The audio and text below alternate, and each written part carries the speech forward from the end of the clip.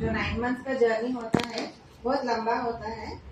And first specially first जो 6 महीने होते हैं बहुत क्रूशियल टाइम होता है आपके लिए और बेबी के ग्रोथ के लिए। तो फर्स्ट 3 महीने क्या होते हैं बोले तो उल्टियाँ होना, मतली होना, ऐसा एक कॉमन चीज है, सिम्टम्स होते हैं। पहले तो अगर पीरियड मिस होते ही आपको पहले यूपीटी टेस्ट करना रहता है। यूपीटी टेस्ट करने के बाद ऐसे स्कैन एक करवाना रहता है, मतलब फीटल मतलब हार्ट बीट आया है नहीं आया है वो स्कैन करवाना रहता है। एंड फर्स्ट 3 महीने में हम लोग क्या पहले जानना चाह रहे थे, पहले आपको कोई और प्रॉब्लम है या नहीं है आपको बॉडी में, लाइक शुगर, कुछ लोगों को अंडरलाइन शुगर, बीपी पहले तो नहीं मालूम होती है, पहले कोई सिम्टम्स ऐसा कुछ भी नहीं मालूम होकर रहता है। बट प्रेगनेंसी ऐसी हालत होती है कि जो अंदरूनी प्रॉब्लम भी होती है ना तो बाहर निकलती है। तो वो जानने के लिए पहले हम लोग एक बेसिक ब्लड टेस्ट सब करवाते हैं, जैसे नॉर्मल लाइक सीबीपी, शुगर वो सब टेस्ट करवाते हैं, ताकि आपको कोई भी शुगर प्रॉब्लम हो या बीपी प्रॉब्लम हो या अदर कोई भी थायराइड प्रॉब्लम ऐसा कुछ भी हो, ताकि वो पहले से ही करेक्ट हो जाए एंड आपको प्रेगनेंसी सपोर्ट कर सके फर्स्ट 3 मंथ्स में जो फीटल ग्रोथ में सब रहता है ना, इसलिए। एंड जब उल्टियाँ जब ज्यादा ऐसा कुछ भी हो रही है तो आपको एकदम से ज्यादा 3 वक्त एकदम ज्यादा खाने से बेटर रहता है कि थोड़े वक्त आप खाना खाइए, खाना खाने के बाद थोड़ा वॉकिंग करना, ये सब हेल्पफुल रहता है आपके लिए। एंड सब कुछ खा सकते हैं, ऐसा कोई परहेज नहीं है, खाने से गर्म चीज है ये, खाने से ठंडी चीज ऐसा कुछ भी नहीं है। फर्स्ट 3 मंथ में पपाया, पाइनएप्पल ये 2 अवॉइड करना रहता है फ्रूट्स, बाकी सब खा सकते हैं, ऐसा कुछ भी रेस्ट्रिक्शन नहीं है। एंड फोलिक एसिड स्पेशली, ये फोलिक एसिड दवा है ना, पहले अगर प्रेगनेंसी पहले से ही प्लान कर रहे हैं तो 3 महीने पहले से ही लेना बेहतर रहता है। अगर नहीं भी लिया है तो एटलीस्ट जब यूपीटी पॉजिटिव आ जाती है तभी लेना शुरू कर देना चाहिए। एंड जब तक फर्स्ट 3 मंथ्स में कंटिन्यू करना रहता है, ठीक है। एंड खाना वो सब नॉर्मली रखना है, थोड़ा वॉकिंग वो सब करना रहता है। एंड नेक्स्ट 3 मंथ्स में आपको क्या, पहले तो रेगुलर चेकअप जो डॉक्टर्स एडवाइस करते हैं ना, तो रेगुलर चेकअप के लिए आना रहता है।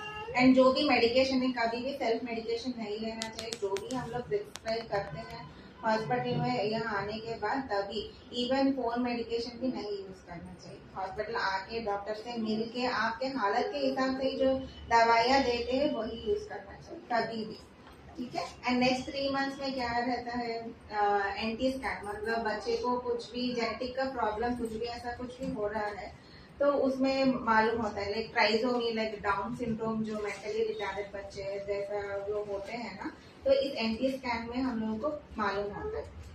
एंड उसके साथ साथ एक ब्लड टेस्ट भी कराते हैं, डबल मार्कर टेस्ट बोलते हैं, वो भी करवाना रहता है, ताकि उसके साथ साथ जो भी अगर दूसरे कंजेनिटल एनॉमली जो भी होते हैं तो उसमें मालूम होते हैं। एंड कुछ लोगों को बीपी का रिस्क है नहीं है भी, ये डॉक्टर स्टडीज में ये सब मालूम होता रहता है। ये सारे मतलब ग्रॉस एनॉमली जो भी, मतलब अगर बहुत भी इसमें स्कैन में कुछ पता चला है, मतलब कुछ एबनॉर्मलिटी कुछ दिख रहा है, ये फर्दर इम्प्रूव हुआ है नहीं हुआ है, इसीलिए वो रिपीट कराने की भी जरूरत पड़ सकती है। एंड ये जो 3 महीने से 6 महीने का उस टाइम में आपको बेबी का मूवमेंट पता चलने लगता है। 18 to 20 वीक्स टाइम में आपको बेबी का मूवमेंट पता चलता है। देखिए स्टार्टिंग में तो थोड़ा हल्के से लाइक बच्चा ऐसे टच करे जैसा या बबल्स जैसा, ऐसा 18-20 वीक्स में इतना ही मालूम होता है। बाद में चढ़ते चढ़ते आपको मूवमेंट अच्छे से मालूम होने लगता है, राउंड फिरना, किक्स होना, ये सब चढ़ते चढ़ते मालूम होता रहता है।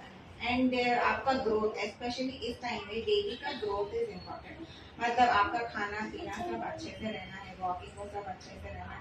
एंड इस दौरान फिर से आपका आपके बीपी बढ़ना और ये शुगर का लेवल बढ़ना, ये सब मतलब प्रेगनेंसी रिलेटेड हार्मोन की वजह से, प्लेसेंटा रहता है, आवल जो होती है ना, उनके हार्मोन की वजह से ये इफेक्ट रहना रहता है बॉडी के ऊपर, उस वजह से बीपी आना, शुगर आना, ये सब नॉर्मल होता है। तो कभी भी मतलब वार्निंग साइंस, मतलब कभी भी आपको हॉस्पिटल कब आना रहता है बोलते, कभी भी आपको हेडेक हो रहा है या चक्कर आ रही है या धुंधला कुछ भी दिख रहा है या ब्लीडिंग हो रही है, पेन हो रही है, कभी भी हॉस्पिटल में आना है, ठीक है। एंड में तो सब नॉर्मल खा सकते हैं, कभी भी कोई परहेज नहीं, स्पेशली स्वीट्स, कभी भी स्वीट थोड़ा कम खाएं तो बेटर रहता है। अदरवाइज देर नो रेस्ट्रिक्शन, थोड़ा वॉकिंग करना, हमेशा खाना खाने के बाद थोड़ा वॉकिंग करना, एंड बेबी का मूवमेंट का ख्याल हमेशा रखना रहता है। कभी भी आपको बेबी का मूवमेंट कम लग रहा है, ब्लीडिंग हो रही है, हेडेक हो रही है, ऐसा कुछ भी है, इमीडिएटली आना रहता है। ये हमारे पीजी है, ये आपको डिटेलली कौन से हफ्ते में कौन सा टेस्ट वो कराना रहता है वो आपको समझना। तो फिर मोस्ट ऑफ द पीपल क्या होता है, प्रेगनेंसी का टेस्ट करवा के आते हैं, ना इस कोई स्कैन लेकर आते हैं और ना कोई इन्वेस्टिगेशन होते हैं। तो जब आप पहली बार प्रेगनेंसी का टेस्ट करवा के आते हैं, हम लोग पहली बार जो टेस्ट लेते हैं वो है स्कैन। स्कैन की तीन मेन चीजें हैं। एक तो आपके जो बेबी का फॉर्मेशन है, बच्चेदानी के अंदर है या फिर बच्चेदानी के बाहर है, वो पता चलता है। बच्चेदानी के अंदर है तो अच्छा ही नहीं, बच्चेदानी के बाहर है तो फिर उसे एक्टोपिक प्रेगनेंसी कहेंगे। एक्टोपिक प्रेगनेंसी अच्छी बात नहीं होती, क्योंकि कभी भी ट्यूब में या फिर बाहर वो बच्चेदानी फटने के चांसेस रहते हैं, जानलेवा कंडीशन होता है। वो एक कंफर्म करने के लिए। नेक्स्ट चीज, हार्ट बीट आ रहा है कि नहीं आ रहा है वो मॉनिटर करने के लिए, ये दो चीजों के लिए ही स्कैन करवाते हैं। एक बार आपका प्रेगनेंसी कंफर्म हो गया तो फिर एक ANC प्रोफाइल करके हमारे पास टेस्ट रहते हैं। आपको स्टार्टिंग पेज में हम थोड़े टेस्ट टिक करके देते हैं।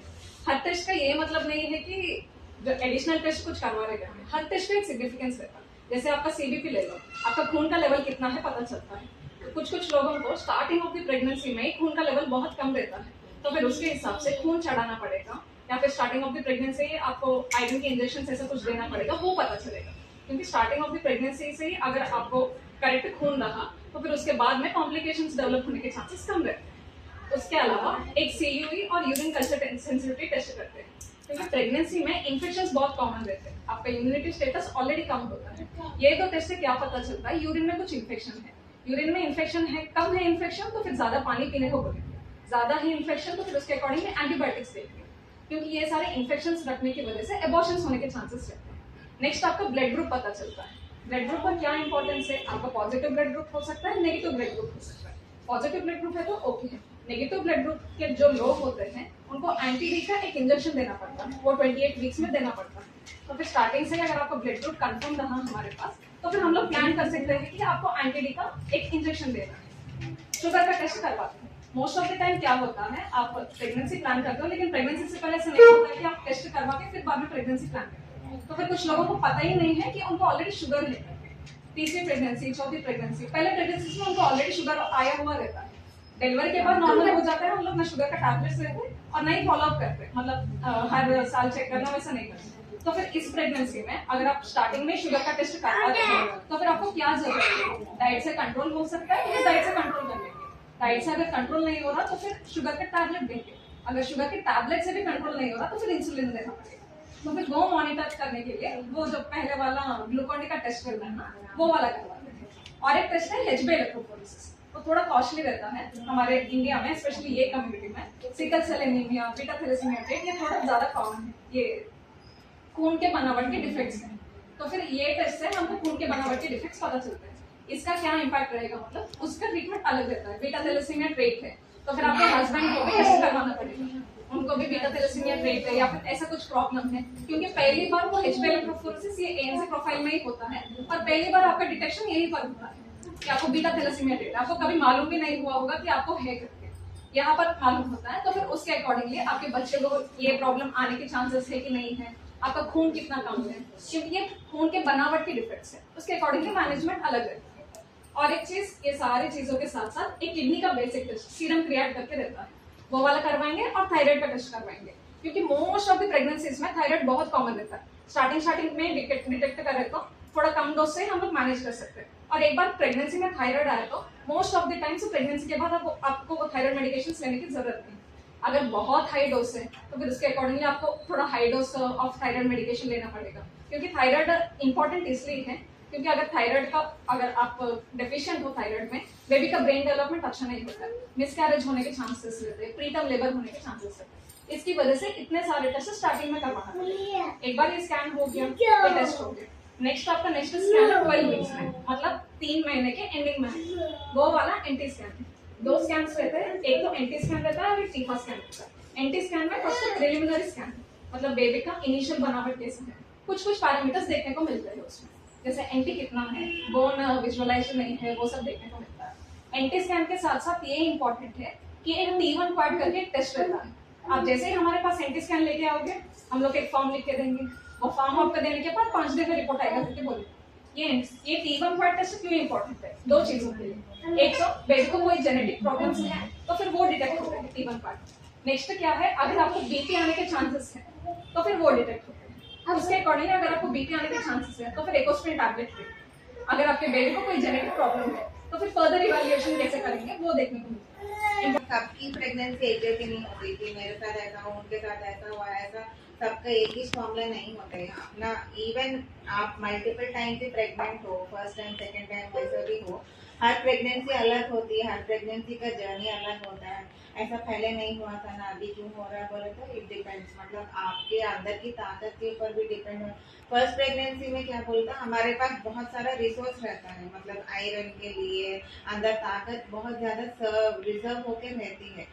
फ्रीक्वेंट प्रेगनेंसी जब जल्दी जल्दी प्रेग्नेंट होते जाते रहते हैं ना तो आयरन का रिजर्व स्पेशली कम होते जाती है, हमारी ताकत भी अंदर से बहुत ज़्यादा कम होती रहती है। तो ये ऑलरेडी डिपेंड होके रहता है। इस प्रेगनेंसी में पहले ऐसा नहीं हुआ था, अभी क्यों जितना थकान हो रही है ऐसा बोले तो क्योंकि हमारे ताकत कम होती रहती है, तो इस वजह से ऐसा रहता है। ठीक है। एंड इस फर्स्ट 3 मंथ्स तक कंटिन्यू करना है, 12 वीक्स तक कंटिन्यू करना है। उसके बाद में से आयरन की दवा शुरू। अगर आयरन और कैल्शियम के टैबलेट्स अगर कोई ले बनी तो क्या कर सकते हैं? तो वो टाइप बदलेंगे हम लोग, एक टाइप से दूसरा टाइप में। अगर कैल्शियम की टैबलेट से नहीं बन रही आपको सिरप करना है, वो सिरप ले सकते हैं। आयरन का भी अगर एक ब्रांड चेंज करके देखते हैं, अगर उससे भी नहीं हो रहा तो सिरप फॉर्म देके देखते हैं, अगर उससे भी नहीं हो रहा है तो इंजेक्शन लेना। और पपाया और पाइनएप्पल 3 मंथ्स तक नहीं खाना है, उसके बाद कंटिन्यू कर सकते हैं। उसके बाद भी एक्चुअली अवॉइड करो तो बेटर है, बट लेटर ऑन प्रेगनेंसी में पाइनएप्पल वो खा सकते हैं। मिस हुए तो उसके बाद में वो जो टेस्ट लिखे थे वो करा ली, तो उसके लिए काफी होगा या फिर एंटी स्कैन करवाना पड़ेगा? एंटी स्कैन पैरामीटर्स मिस हुए तो नेजल बोन का कुछ नहीं बताया, मुझे बोले थे तो बाद में तो करवाए होंगे ना। नेक्स्ट विल डू टीका स्कैन में मालूम होता है। वही बोलिए ना, ग्रॉस भी कुछ भी हो तो ये 2 स्कैन में दिखाई देता है, बट बाद में अंदरूनी प्रॉब्लम बोले तो वो नहीं बताया बोलने से थोड़ा शक है, मतलब करा लेना था क्या फिर एक बार बोल के। आप ब्लड टेस्ट करा लिया, हाँ वो नॉर्मल है तो कोई बात नहीं। अगर ब्लड टेस्ट करा लिया है तो टेंशन की बात नहीं है, फिर भी टीका स्कैन करके देखिए। ठीक है।